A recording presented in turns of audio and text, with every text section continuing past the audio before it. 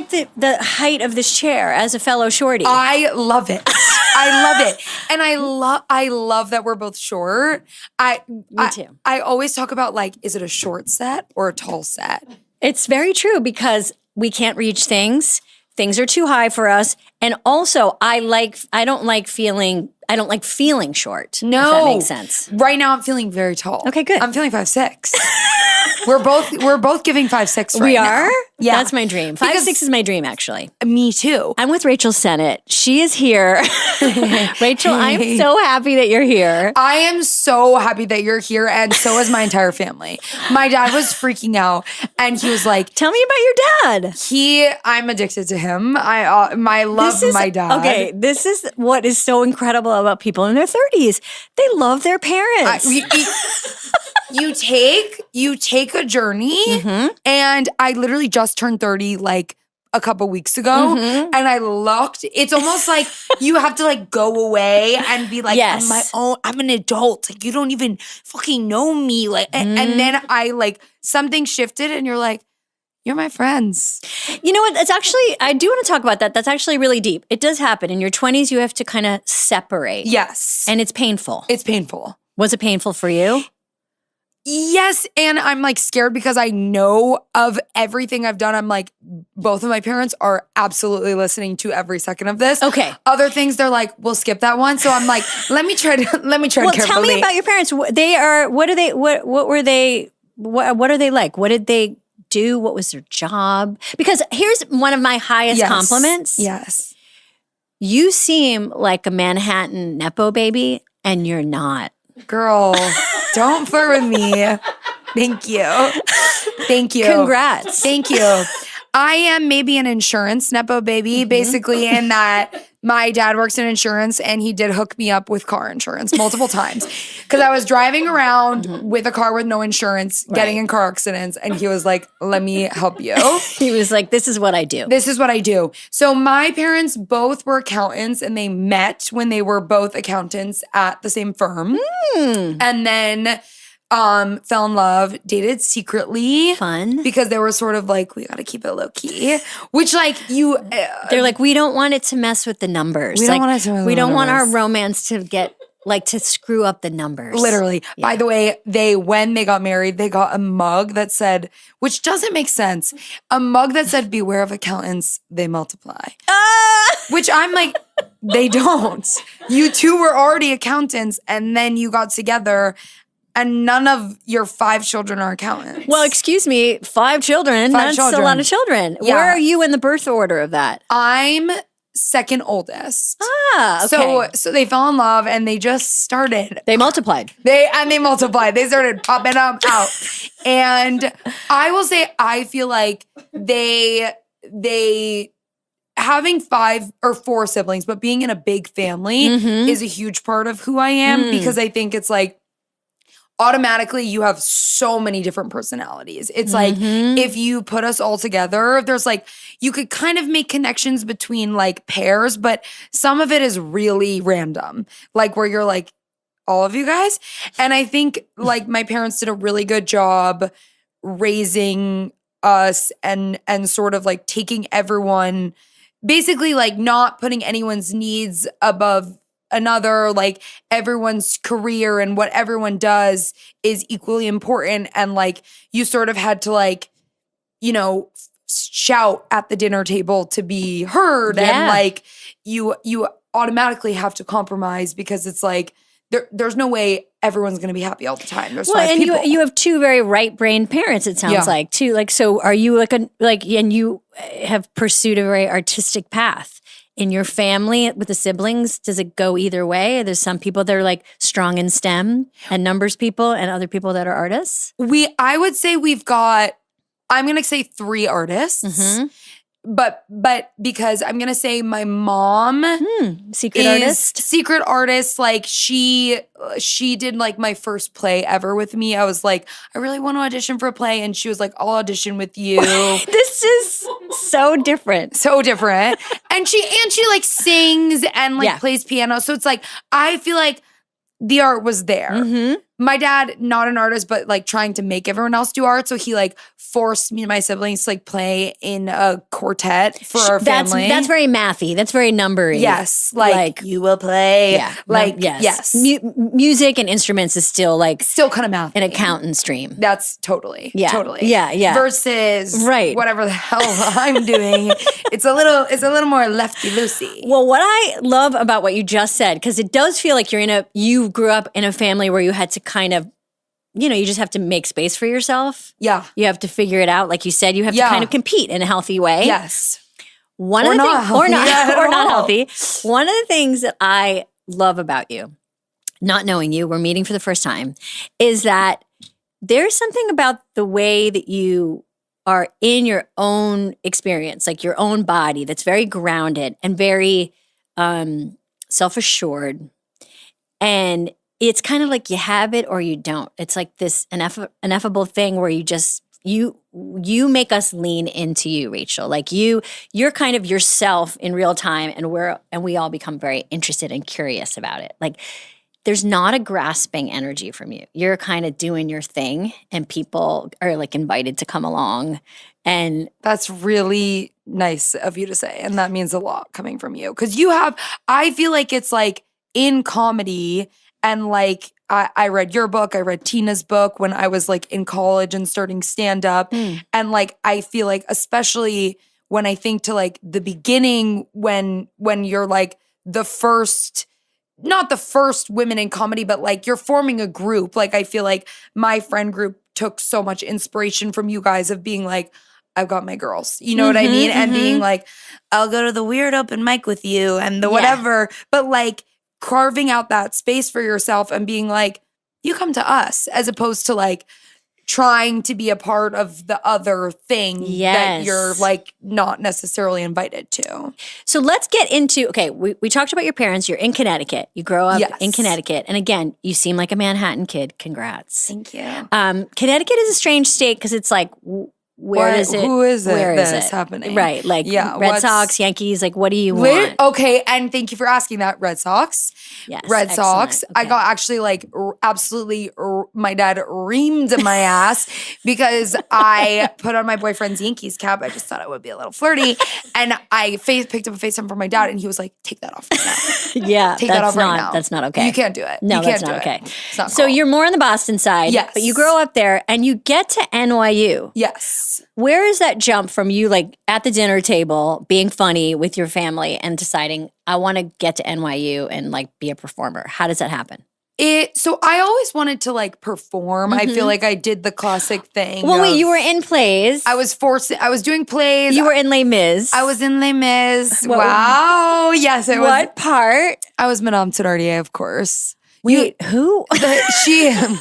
You just said it in a French way. Madame Thénardier. She was sort of, do you know the master of the house? His wife. Oh, the master of the house lady. Yes. Okay, sorry, I should know her name. So she is the master of the house lady. You had the comedic part. Yes, I had the comedic part. And anytime I was in a play in high school, they were like, that's a witch or the head of the prostitute house. Like it was like that was the only parts I was getting cast in. Why do you think that was? Why as a little kid did they? Because I know. But I kind of know what you mean because it's usually the comedic part. Yes. Why were they like seeing some like? Did you have like a maturity in that age, or you just like self-assured on stage? You know what I mean? Like not nervous. I think it was like I was not vocally talented. And loud, and I think loud, and I think like I don't know. I'm like it was always like, and you're the ratty little whatever, and I'm like, okay. Because at that time I was like, obviously I want to be Cosette. I want to be Eponine. I want to be like singing the pretty little voice. Mm-hmm. They heard me sing 3 bars. They said, but you're gonna speak the whole song, and they're usually the most boring of the songs. They are. I mean, even though Eponine has some great songs, Cosette has some great songs. Yes, Les Mis is incredible. Out. Yeah, they're bangers. But and by the way, the girl who played Eponine in my high school like went on to play Eponine on Broadway. And I was like, Wow. you know, Emily Bautista, I got to hand it to you. You were meant for the part. Voice of an angel. Incredible. Yeah. So I was like, I'm not taking it personally. But can we talk for a second about loud? Loud. Because I'm relating. Like, I was a loud kid. Yeah. And there's something like underneath being like a loud young kid that's kind of can be very exciting, especially if you're like a young woman. Not always. Sometimes people don't like it. They make you feel bad about it. Yeah. But it is like, it's like carving out space, like taking up space. Yes. Somehow. And people saw that in you. Yeah. And they were like, she's not afraid to, I guess that, or they were just literally like, we can't get her to shut up. Like, just give her this part and maybe she'll lose her voice yelling on stage and then she won't be like annoying at home. But I do think you're right. It's like, you have to sort of like be loud first and then figure out how to make it like entertaining as you go. But I think once you like break that, I also like, I feel like I've always had like a loud laugh, which like I've read about like your laugh at the table reads at SNL and whatever. And it's like, I think like not being afraid to like bring joy into the space or be like, I don't know, once you start shouting, you're like, I'm not going to talk quiet. Like it's just, you break into that space and then you can refine what you're saying or how funny it is or whatever. But I think like that instinct was always there. Yeah. And that brings you to NYU. Yes. Where you kind of join this class of people who are now your friends and successful actors and actresses in their own right, who you meet. Like, tell us about coming to NYU, like those early days there. So I think I at first felt like I didn't fit in at all. And I had like a really hard time because the acting program was very like serious. And it was very like Shakespeare and like we're like walking around the room and you're a cat and then you're like a chicken. And I was like, but everyone's like crying while they do it. And I'm like, what? And you're like, what am I missing? What am I missing? The money is gone. We've paid. So I got to do something with this. But wow, this is crazy. Like it was that I was scared. And I just felt, and do you know what I mean? Like it's like, and you're looking around and everyone's like so locked into it. So you're like, there's something wrong with me. Do you think they were locked into it or was it like peer pressure to feel locked into it? Because now it feels like a cult a little where everyone was like, I'm crying as the chicken. I'm feeling things like, you know? Yeah. But I felt like, there were a lot of opportunities that the school had, which was like the plays, the school did shows that you could audition for. Didn't get into any of those. The school had like improv and sketch groups. I didn't get into any of those. Ah, really? Really? Dang, I bet they're regretting that. Probably not. They're probably like, well, another year of doing our sketches. I'm really surprised. I didn't, and Io Debris, who I met, didn't either. And that's when we first met, was like at the auditions for those groups. Sometimes that's just the best motivator. Literally.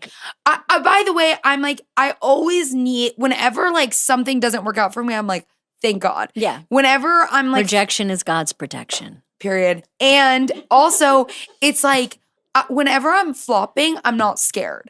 It's when I'm doing well or that I'm happy and when I'm terrified. Okay, that is the best way to say it, Rachel, is that to flop and not be scared. To flop and not be scared. That's a very powerful thing. It's a superpower if you can do it. Because the best things happen to me right after I'm at rock bottom.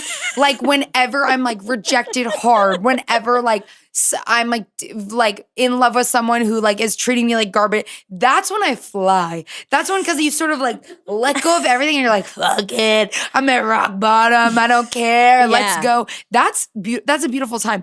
It's when I'm soaring that I start, I'm like, I'm soaring. The ground is really far away.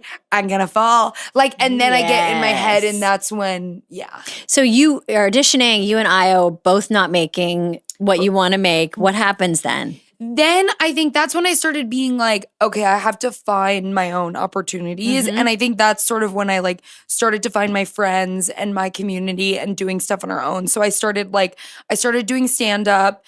So tell us about your first mic. Yeah, because you were on a date. Is that I was true? yeah. So basically, this poor guy is like He's also in Les Mis. he toured. was also in Les Mis. No, I feel bad because I'm like it's like I still know him. He is like a comedy producer, whatever. Great guy, but he basically we went on like I want to call it a date, but it was like really like we went to the dining hall and then he like fingered me, but it was I'm like that was our date. But he's a lovely person.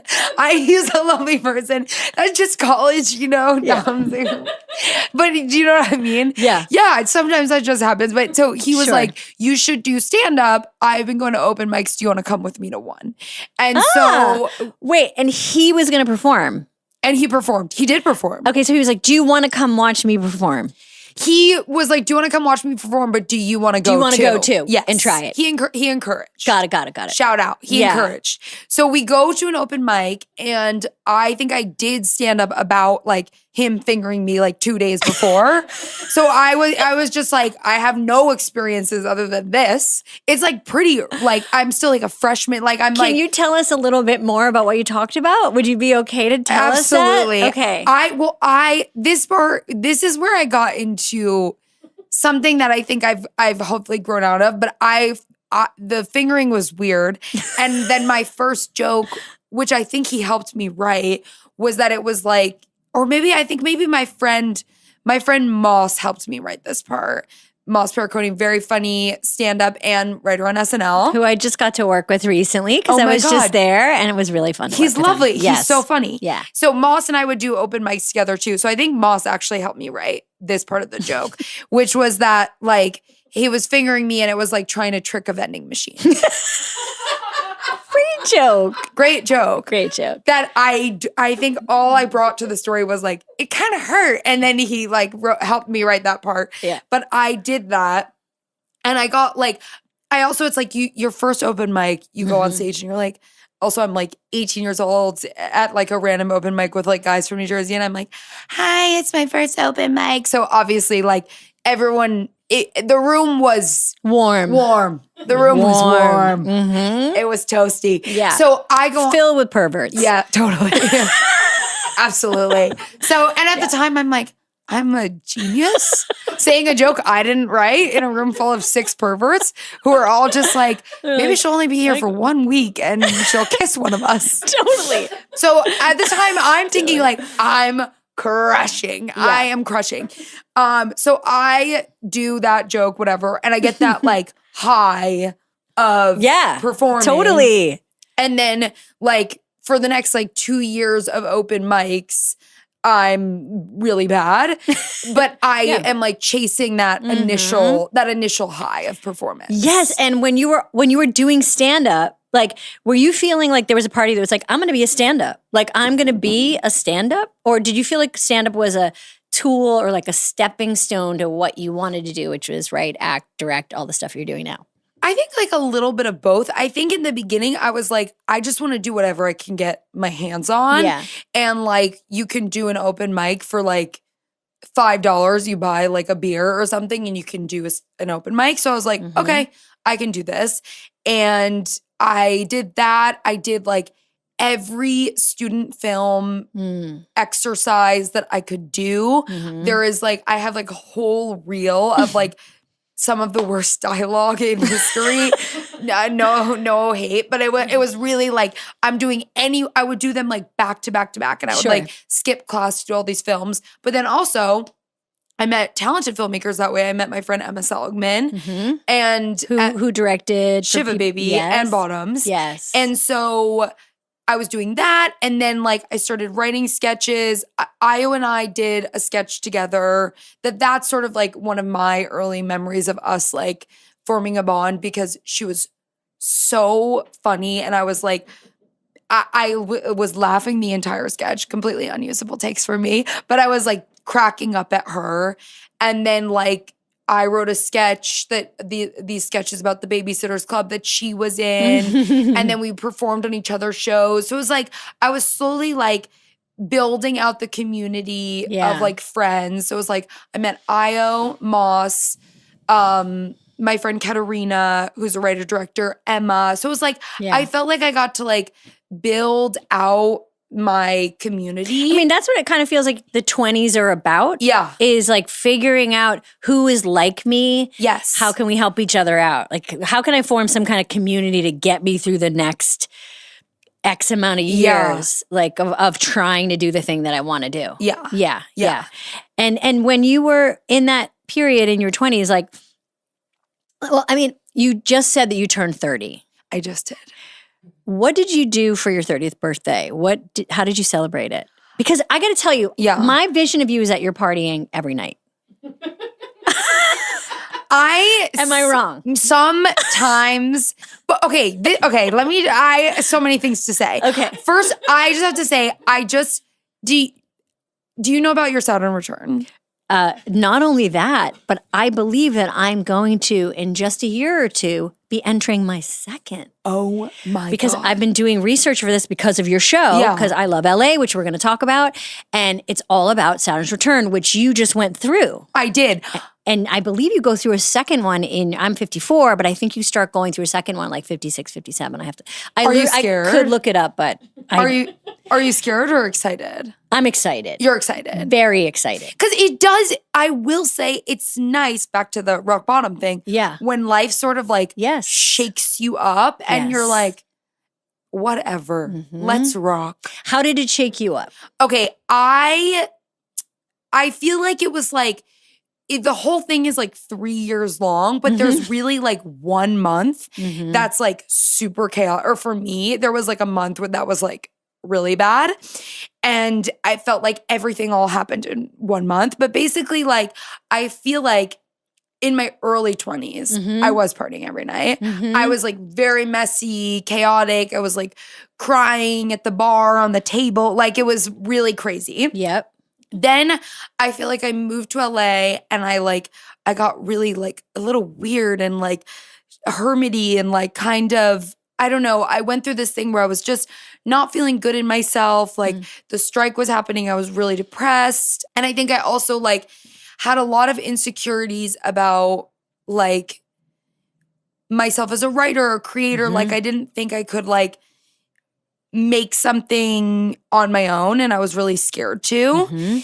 And then I think like basically the big part of the Saturn return was like I went through a breakup and I didn't know about if my show was going to get picked up yet. But in the meantime, I had to sort of say no to other opportunities, which was really hard for me, especially because I think I defined myself off of my work and my value off of my work.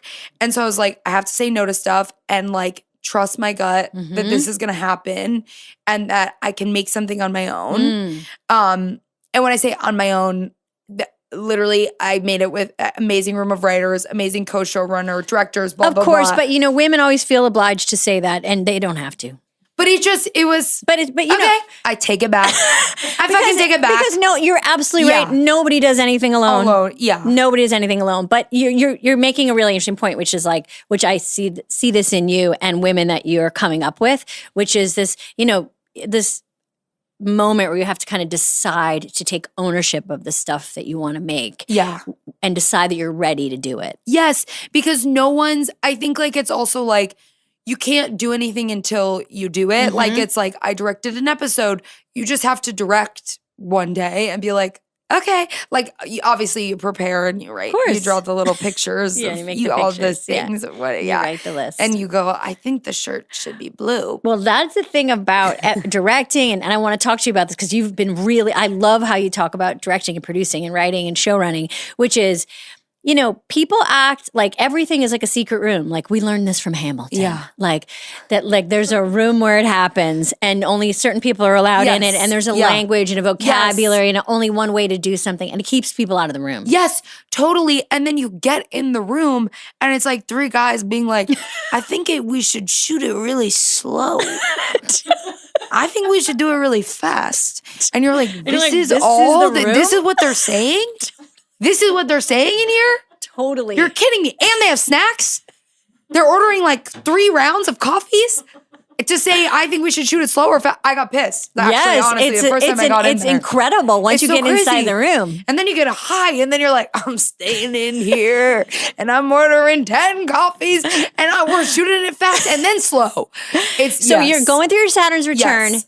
You come out the other side and you greet 30. Yes. Do you party on your 30th birthday? I do party on my 30th. That's what I do. thought. Sorry. That's what I that was thought. that. Okay. I do party. What does that look like? I went to Sicily Amazing. for my friend's wedding. Okay, great. And I really partied there. Great. And then I stayed there for the week. Perfect. This is what I And- expected, yes. Rachel. I'm happy to hear that. And I really went off. Yeah. It was great. It was fabulous. And it was good. It was good because I feel like I've been working for so long. Yeah. Like I went into the hole of making the show. Yeah. And now I'm out every night.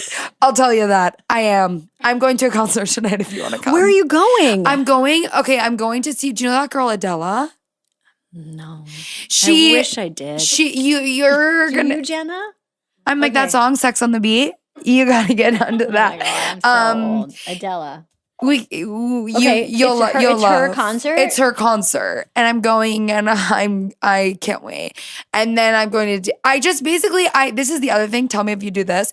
When She's a Slovakian singer-songwriter? yes, Very cool. she's very cool. cool. But so I'm going to that tonight, but I do this thing when I'm like shooting something where it's like you put off every single person in your life. Yeah. Classic. Yeah. You make promises you can't keep, Mhm. which is like you're like, yeah, when this is over, I am gonna be out.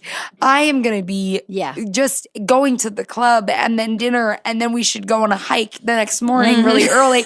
Like I make so many promises, and then it's like you get into a social debt, but it's actually kind of fabulous because then you just commit to a period where you're like, So let's go. You're in that period I'm right in now. it. So tonight is a dinner first. I love talking to people about plans because I don't want to do them, but I want to hear your plans. I wanna know. Yeah, I want to know what you're doing tonight. Okay, so the plan is we're doing a group dinner Amazing. Where? at my boyfriend's house. We're ordering food. Fun. So we have a small group going. Yep. We're pre-gaming. What time is this? This is probably 8:00. Fuck. That's okay. Just dinner? I know. I like an early dinner too. Okay. But it's sort of like, if we do dinner too early, then we're going to get sleepy before the show. Right. So we got to sort of, what I'm thinking Yeah, instead keep is it like up. when it should be dinner, that's when I'll be taking a nap. Yeah. And then, but of course, I'll be sleeping with my glam on because I want to keep it for the show.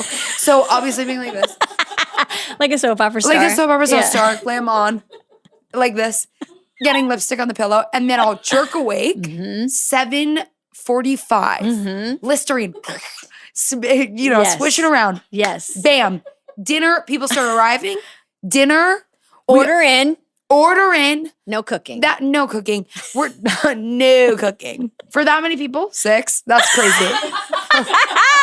Cooking for 6 people. That's outrageous. What? What are you, some kind of machine? No! to cook for 6 people? No way. No. I only know how to make sweet potatoes and ground turkey, and then we're gonna be burping garlic all over the art hose at the concert. Right. I can't do that. No. So Then you eat. then we eat, and it's like, drinking a little. Maybe I'm trying on outfits. Maybe I'm leaving dinner, coming back, presenting an outfit to the Oh, group. that's fun. Yeah, can you do that?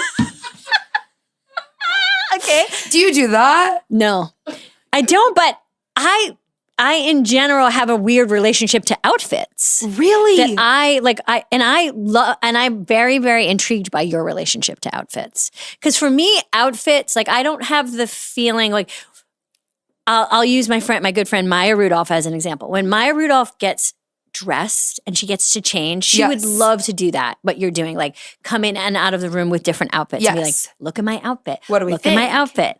That to me feels so stressful. Do you know what you should do? Mhm. Do you like to smoke weed? I don't really smoke it anymore, but I will. Okay. For this, or it could be a glass of wine, or it could Yeah. be a little CBD joint, or whatever. Sure, I'd rather weed over wine. Okay. Yeah. Let's do a Let's do do a like a weed. gummy. Let's do a gummy. Okay, all right. Inakbaka gummy. Okay. Now I kind of think it's good to do this like on your own. Okay. Because then and like maybe By myself? Yes. Okay. Start by yourself because then you're not doing it for anyone. Or Ooh. you better believe I'll come over. I'm in my social chapter. I'm free. So I'm already worried that you're overbooking yourself. Don't promise that. Okay. Okay. But I'm just saying, Okay. I would say do it in like the daytime. Gummy, iced coffee. So that you're kind Right. of, your body's fighting itself. Okay, I'm in my apartment. It's blazing sun, gummy and iced coffee, 2:00 in the afternoon. I just cancel all my plans. And what do I do next? I go to my closet. Play an elevator, getting really high from the coffee and then getting really down from the gummy. Then what do I do? Put on music. Okay, music. What do I play? I think it's like something really like ethereal fun. Okay. Like, you know, you make me feel like dancing. Okay. I'm just kind of telling you about a Saturday that I had like a week ago. Okay, perfect. And then you just start trying shit on. Okay. And you throw stuff on the floor and you take pictures with stuff. Ooh. And it's like, and maybe like halfway through you stop, you order some food. And it's like, and by the way, you're not picking up any of the clothes till the next day when you're not high in the gummy anymore. That's going to be really hard for me. Okay. But that's okay. It's part of it. Yeah. It's just like, there's no I'm cleaning. There's no I'm organizing. You're playing. You're trying stuff on. And you should also have a mirror with really good light. This is why I'm saying the daytime, because in my house, I have a mirror that only looks good at a certain time. So you can take this and, you know, judge it for like your vibe. Okay. You know, like, but this is just for This for me. is actually really helpful because it is about, like, what you're talking about is about play. Yes. Like not making everything so serious. Not making everything so serious. And it's like you can take pictures of stuff, or lots of times I'll do videos of me like walking and then walking to the camera and back. And then I text them all to my sisters and I go like, heart, which ones you like? Okay, And this feels like a very sister thing. yeah. Yeah. Yeah. Like what sisters do for each other. Yes. And then you can get feedback and then they can be like, drop the vest, keep the scarf.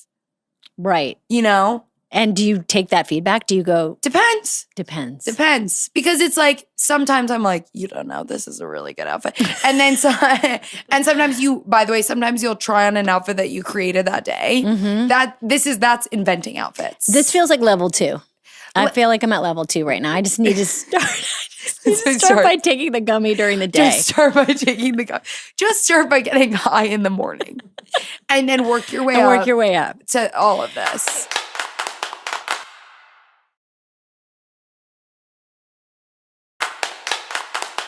Okay, you and your sisters. Yes. Make me think about the women that you have like kind of like your chosen sisters. Like you said, Io. Yes. And another chosen sister is Molly. Yes. Love Molly. Molly Gordon, who we spoke to Yes. for this interview. I love her. I just talked to her last night. She said you guys talk every day. Yeah. She called you her wife. Wife, sister. Which is weird, but we like 5 different things. So for people who like are getting, because I think like there's a lot of people who are getting to know your work, Molly's work, Io's work. Like you are this rising class, I think, of really, really talented artists and filmmakers and showrunners and writers and actors. But Shiva Baby was a film that you and Molly did together that was this teeny tiny film that really like exploded and took off. Can you talk a little bit about the path of that? Yes. So that was a crazy experience, and it's crazier now looking back at it. Because so it was first a short film that Emma Seligman wrote and directed that I was in. And it got into South by. And after it got into South by, Emma was like, I still remember it was like Emma and I like met up at a dig-in. For a dig-in. What's a dig-in? Oh my God. At a dig-in? A dig-in. It's a fast casual lunch place. It's like a dig-in is a restaurant. It's like a Sweet Green. It's like a sister of a Sweet Green. Sweet Green was brought up earlier because Molly was like, that's a nice place to go to the bathroom. They're usually nice at a Sweet Green. They'll let you. So Dig In, is that an LA thing? No, it's a New York thing. Oh my God, I don't know it. Okay, good to know. I think they have them here too, but there was really a chapter where it was big. Okay. In New York when we were in college. So we meet at a Dig In, we're catching up, and Emma is like, I'm gonna make Shiva Baby into a feature. And that's also the same day that we came up with the loose idea for Bottoms, and we started writing it. Wow. So we're writing Bottoms while Emma's also writing Shiva Baby. And like basically it was like this like slow process of building the movie out. And it's like, no one wants to make a first-time filmmaker's movie. It's like so impossible to get people behind you. And it was sort of like this game of like, we're trying to cast the movie. We don't have the money for the movie. I wanted to shout out Rhiannon Jones, who was one of the producers who was like the first person to like be like, I'm giving you guys money to make this movie, and gave like a big chunk of money. It was like a super indie movie. I think the budget was around like $200K, but it's like, that's really hard to raise that money when you are college students and all you have is a short film to prove. So it's like, I remember like talking with Emma and we're like trying to cast the movie without the money, get the locations, but get the funding at the same time. So it was all of that. And when Molly signed on to do it, it felt like, oh my God, like she's legit. Because we had both seen her in Booksmart and been like, she is so funny. Right. So funny, and like she's a real actress. I mean, that's exactly what she was talking about. Like she said, when you guys met, you were like, you're a real actress. And she help us. Yeah, but I relate because when you come through the door of like comedy, you often feel like that's just kind of like you've always, that's the door you've always come through. Yeah. And it takes a minute to figure out that, you know, everyone is talented at a lot of things. Yeah. So were you feeling then insecure about your acting or anything? Or definitely. You were. I was, because I had never been, I was all of a sudden the lead of a film that wasn't fully funded yet and didn't have a location. Like it was so like, it was like, I think we got the rest of our funding like a day before we shot the movie. And basically we go to film the first scene and it's me and Molly, and I clam up and I just whisper. Oh, you whisper. Yeah, I whispered. Right. Because, you know, sometimes when we're really nervous, we get like very sleepy and tired and quiet. Really. And I'm like, no one can tell if I'm doing a bad job if they can't hear me or see me. So it's like the first thing we film is that scene where we like run into each other. We talk for the first time at the Shiva. And I'm like, it's good to see you. And it's like, Emma's like, cut. And so then Emma like pulls me aside because they're an amazing friend and director. And they're like, so we can't hear anything. We can't hear a word that you're saying. And I'm like, totally. Did this in private, thank God. And did it really nicely, but was like, I think just like maybe have a little more voice. And I was like, totally. We go again and I'm like, so good to see you. And I was like sweating. This is so interesting because we started talking about like how little Rachel on stage being loud, and then you have this moment you're like, okay, now I'm a real actor, and now I'm going to get very quiet. So gone. I'm actually going to do it's like I'm not going to pitch my fastball. I'm going to do the opposite of what I do well. I'm going to drop it. I'm going to drop the ball on the floor. Yeah. Go. It would be like the mound. We'll keep the baseball. Your dad and the Red Sox would want to know that you can extend that baseball metaphor. So it would be on the mound. On the mound. On the mound. We're sports. Yeah. So but that's so interesting. So then what happens? And then I think Molly basically was like, she like charmed the pants off of me basically, and was like, she just started improvising and talking to me and talking before we were rolling. And I didn't feel like I was in a scene anymore. I felt like I was like talking to her and flirting with her, but feeling like, and it just, it clicked for me. And like between Molly and Emma coming, and then it was like we got into a groove, and then Emma came over and was like whispering stuff in my ear of like, really like make her work for it on this one, or like give in on this one, giggle on this one. And Let's Molly, move the camera slower on this one. Let's camera slower on this one. And faster on fast, really fast. And then Molly was like improvising, and like I just felt like basically I just felt like so like brought into the space, and then I felt like I know how to do this. But it was like I think I just watched both of them like shine and like bring me into their like artistry is like a big word, but I kind of felt like they both were like, come here, you can do this. And like anyways, it really like opened everything up for me, and That's it was really special. Very cool. Yes. Now, Molly had a question for you. Okay. And the first one was please have Rachel tell the fingering story, which you already told naturally. I did it on my own. Wow. Huge. Incredible. So thank you for that. And then this and she basically said, you know, when she met you, that what she was so drawn to, and what I feel drawn to you right now, I'm feeling the same thing, which is you're like the great audacity of here's what I want to do. I want to do this. I want to do this. Like ambition, not being afraid of it, like feeling like you want to take up a lot of space.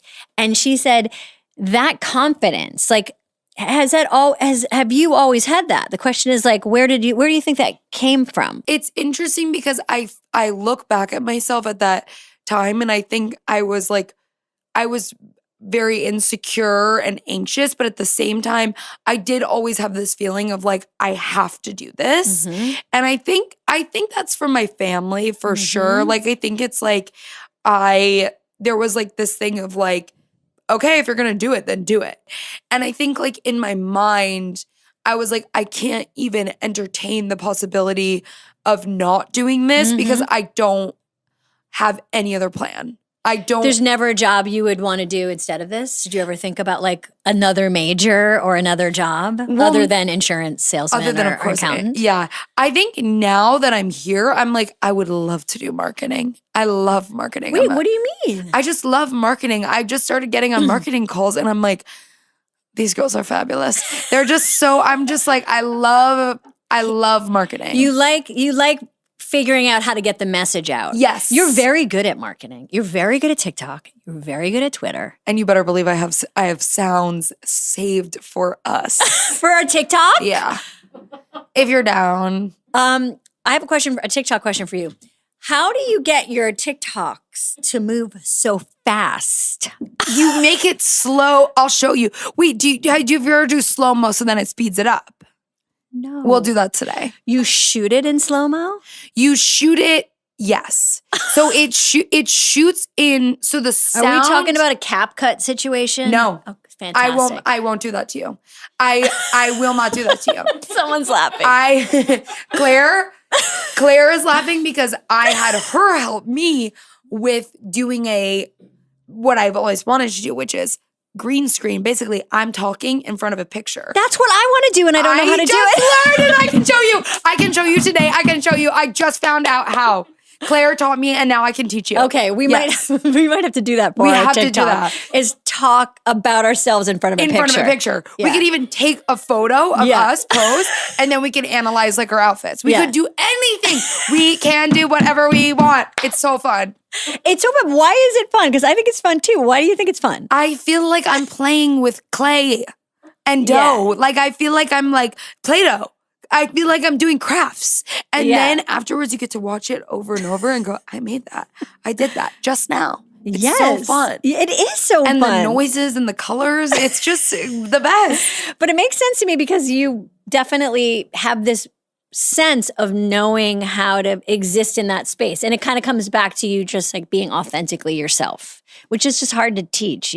You know? You just gotta rock it, I guess. You do. But sometimes things happen. I don't know if you've had this where it's like you're like, okay, I'm being authentically myself. I'm being authentically myself. And then these are two things that have happened to me. You're either being authentically yourself and everyone's like, we hate it. Yeah. And you're like, I should be someone else. I should be someone else. Or you're kind of being a version of yourself and everyone's like, we love it, slut. And then you change a little. I'm never going to stop being a slut, but sorry, something else. Sure. You know, you're like, I'm messy, I'm this, whatever. And then you go into a different zone and then you're like, but they still like that. I should keep doing that. Yes. But in reality, you're changing. You are the generation that has grown up. Like, when did you get your first phone? When I was in middle school. Yeah. And you've had a lifetime of being online. We talked about this a lot when we were creating the show. I think there's like a lot of times people like look at like, I'm going to say that my generation, I'm like zillennial cusp. So I'm not claiming What do you Gen Z. claim? Do you claim Z or millennial? I claim zillennial because I feel real, like I feel a bit of both. Do you know what I mean? When we start getting into Skibbity Toilet, I get lost. Sure. You know what I mean? I'm like, what's going on? I didn't do kindergarten on Zoom. So you know what I mean? Like I didn't have, what is this called? When your brain fully develops? Oh, your frontal lobe. My frontal lobe. I think my frontal lobe developed like, what time does that happen? Halfway through COVID. Say COVID. Weird time to have your frontal lobe closed during COVID. During COVID. But I felt it. Snatched. You were like snatched. Snatched. Yes. Yeah. And so I didn't have to go through like formative developmental years during COVID or whatever. I think there's something to do with that I don't have. Right. But we were just talking about 6, 7. I found out I'm in group 7 from TikTok. I found out I was in group 7. Group 7! What does that mean? I don't know. Okay, good. And so if I was fully Gen Z, I would. Claire explained it to me because she's 25. Okay, Claire will explain. She'll show us how to do the green screen. How to do the green screen. Okay, let's talk about I Love LA. Sorry, I'm talking so much. No, I could it's just so good. forever. Same. And you have a great cast and you shoot it in LA. And do you love LA? I do love LA. Okay. Can you help me? Because I'm actually genuinely, I'm coming up on like year 15 or 16 of being here. And I go back and forth between LA and New York. And I'm not loving LA right now. LA is crushing me a little bit. Okay. I think I want to go back to the East Coast. Yeah. Like I really, my kids are almost out of school. I'm like feeling this giant pull and I'm trying to stay with LA because LA has been very good to me. Yeah. And there's a lot about it. I love California. There's a lot about Los Angeles. I have a lot of friends here. I've had great memories here. I made a lot of stuff I'm really proud of here. But I'm just like, what do you love about LA? And can you help me love it too? Yes. I like LA most in the winter. I do too. It's my best. favorite. January to April is heaven. Because everywhere else is freezing. Everywhere else is freezing. Meanwhile, we're going to the beach in an UGG and a hoodie. Beach in an UGG and a hoodie. Yeah. And you're getting, get this. Morning.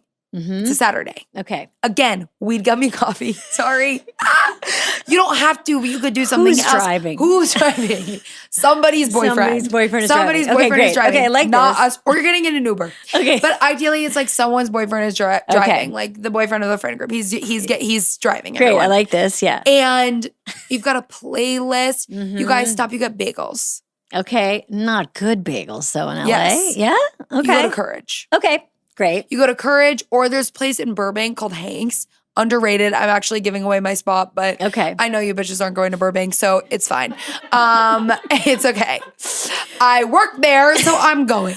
But you worked at Hank's? I work at the lot. Oh, you work at the lot. So I'm right nearby. I was like, oh my God, you also work at Hank's? Okay. I have 2 jobs. Okay. I have 3. So you get your bagel. So you get your bagel, and now you're eating your bagels in the car, or you save them, you get to the beach, you run on the sand, you're just sitting on the sand in like jeans and an UGG and a sweater. Yeah, I love the beach in a sweater. Beach in a sweater. It's completely empty. Yes. Because no one else has this good of an idea except for us. And you're just like vibe, you're having a beach day, but you're having a winter beach day. And you can make it into a thing like you could then you could go like up to Topanga Canyon and you could buy a set of tarot cards for your friend and go on a hike over there. There's like some really nice hikes in Malibu. There's like you could go to the pier. You could get like seafood at Broad Street Oyster Company, but like you make a day in the winter that you couldn't do somewhere else. I completely You know what agree. you know what I mean? I think Los Angeles, California in the winter is where it really shines. Is really where it shines. The rest of the year is tough for me. So what if you stuck around? We do like beach day in the day, weed gummy closet. Yeah. And it's like, by the way, we're in bed at 7 o'clock. I don't believe you. We will be. If we're starting the day with a weed gummy, we're in bed. You already told me about your plans tonight. I know, but that's because I'm in a social chapter. But in January and February, we're hibernating. But we're hibernating with our friends. Okay. And our community. We're hibernating with like 6 people. Or 3, if that feels better. That actually really did make me like Los Angeles more. What you just said. This is the thing. New York, bam, you're confronted with a new chapter or an event or whatever. And it's thrown in your face and it's fabulous and it's going like, wake up. You just met this person on the street. Yeah. LA, you have to do it a little for yourself, but you get to sit down in your room one day, delusional, me, this, alone, high in my closet. New era. Let's go. Okay. Lightning round. Lightning round. I'm walking in. Have you done ayahuasca? No, should I? No. Okay. Okay. Are cigarettes making a comeback? They are, but we have to stop, but they are. They are. And they're good. But also, who can blame us? Look at what is happening. I know. And they were feeding people the vapes at 12. I know. The vapes hopefully are taking a break, but cigarettes are back. Well, the cigarettes are people trying to wean off the vape. Oh, that's so brutal. Yeah. That's like heroin to not take your oxy heroin anymore. to heroin pills. It's hard out there. Okay. Album you're listening to right now. I've been listening a lot to the Addison album. It's an album that makes me feel very like free. It makes me feel like my mom's friend who always wore yoga pants, who was like really chic and sexy and like and kind of a little sleepy and in a dream and so free. I was like, yeah. Addison feels very like free to me. Is there a person's career path that you look at and admire? Definitely, I'm not being a suck up. You can't see me. I'm not allowed? You're sitting right in front of me. What if I was like, I need an idea? Bam. What if before this podcast, someone pulled you aside and said, like, when Amy asks that, you have to say her. She gets really upset. So, that would be crazy if they said that. No, I do want to say like, okay, so I'm sorry. I'll just say it and then we can cut it genuinely and then I'll say someone else. Okay. But I do really want to say like, genuinely, like you have made a difference in my life going to pursue comedy and going to like be funny and be loud and be bold, like, and also be kind. Like, I feel like when I read your book, I was like, there was the ability to be like both like bold and loud, but also like vulnerable and sensitive. I think is that like sometimes it feels like you're not allowed to have both. And I feel like you need both and you should be able to. And that's something that I get from you or like am inspired by from you. And like, I think like the women, your community, like Maya Rudolph, Tina Fey, all of them. Thank you, Rachel. That's really nice. So that's true. But now, do you want me to say someone else? Okay.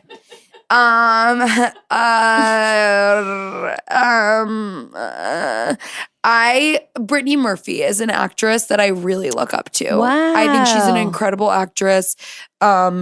Or was an incredible actress. Yeah. She's just someone who like I saw her in like immediately, like when I saw her in Clueless, I was like, she just has something special and she was very true to herself. She was, she hosted SNL my first season there. And I remember her being like really kind, really super hardworking, very open to ideas. And you're right, she had like a sparkly, interesting quality about her. And she could do a lot of things really well. Yes, like I feel like had so much range. Yes. And like I don't know. I felt like there's certain people where it's like the character wouldn't be the character if it wasn't you playing it. And I feel like she has that, which is really special. When was the last time you cried? Yesterday, because this is the other thing. So I didn't cry for a speed round, but I'll say it really fast. That's okay. I like speed rounds to go slow. To go slow. Yeah. I didn't cry for like a long time because I was so like stressed about the job and I was trying to take it seriously and be locked in. And I was like, there's no time to cry. There's no time to cry. And then I think now that I'm in my social era and I have like a little space to breathe, like the lid is coming off. So I'm just crying more freely. Yesterday, I sort of had a little bit of a manic episode. This goes back to the closet thing where I remembered a shirt from 3 years ago. That I just was like, wait a second. Where is it? Where is that? And then I started like rummaging through my closet, not in a fun way, no weed gummy, just like panicked. Yeah. Panicked, texting people pictures of the shirt, being like, have you seen this? I'm texting my mom, being like, is this at home? She's like, what? Like that. What do you think the shirt meant? What was it when you thought of the shirt? Where had you worn it? What did it mean to you? What did it represent? I think it was that I've been living in my place for too long, and I used to live there with my ex-boyfriend, and I moved around to Airbnbs before I lived in that place, and all of a sudden I was just like, where's all my stuff and who am I? And then I started to cry. Yes. I think that objects can do that. Yes. And then the last question is, what are you listening to, watching? What do you do when you want to laugh? What kind of stuff do you do when you like need a break? Like when you want to get out of your head and just feel good. And feel good. I have a couple of friends and my sisters where it's like we send each other like TikToks that are like really weird. And then like I catch up on all the TikToks that like my friends or my sisters sent me. And I like feel like I'm watching like their show, kind of the feed that they've curated for me. And then I reply to all of them like, haha, this is us when we're in the car with mom. This was us when we would go on a walk, drink whatever. Yeah. And that's fun and silly for me. It's funny. It's like we do this at our work at our office at Paper Kite. We like show each other our feeds to see where everyone's heads are at. Yeah.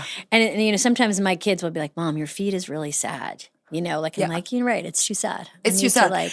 But by the way, sometimes that's good because then you can go, I'm in a sad period right now. Totally. I'm not in my social chapter. I'm not in my social chapter. So like, what is it? I'm just, as we finish, can you remember any TikTok that you enjoy that is funny? Yes. Oh my God, amazing. You want to show it to me? I would love to.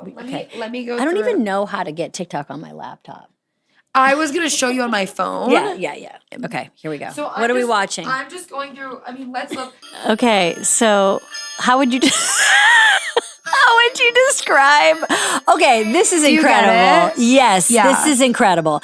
This is a video of it says congratulations, it's a girl, and then it says the girl, and the girl's walking around wearing a giant pig head, holding a baseball bat. And to a creepy little song. To a creepy song. And she looks awesome. This diva is, I'm like, she knows who she is already. Yes. Yeah. That's very good. That's very, very, very funny. Okay. And then we've got Priest DJ. A Priest DJ. You just feel like he has a hobby and a passion. Like, do you know what I mean? Like, I'm like, he's having fun. He is having fun, yeah. All right, Rach, I'm going to have you sit back in your chair so I can properly say thank you for coming and doing this. Thank you so much for having me. This was a damn delight. Thank you so much, Rachel Sennett. That was so fun. You are a delight and so funny and charming, and I could have talked to you all day. And, you know, for this Polar Plunge, today's Polar Plunge is presented by Visible. When your phone plan's as good as Visible, you've got to tell your people. Unlimited data, just $25 a month. Join today at visible.com. So let's get into this plunge as we finish up this episode. We talked a lot today about Saturn's return. And if you don't know what that is, it's basically this period in astrology that occurs around the ages of like late 20s, late 50s, and late 80s. And it's when the planet Saturn returns to the same position that it was in when you were born. So we all went through it, or some of us went through it, or are going to go through it in our 20s. I'm just here to say I'm looking forward to the next return for me, the next change. I don't know what's around the corner. If life has taught me anything, it's that I cannot predict what is going to happen. But I look forward to the first human robot marriage on TV and that we will have run out of water and we'll be drinking other things during that return. So, but if anyone's going through Saturn's return right now in their 50s, write in and let me know how it's going for you, babe. Can't wait. Okay, today's Polar Plunge was presented by Visible. It's one-line wireless on Verizon's 5G network for $25 a month. That's top-tier network at a budget-friendly cost. Tell your people and make the switch. Terms apply. See visible.com for plan features and network management details. Thank you so much for listening. See you again soon. Bye.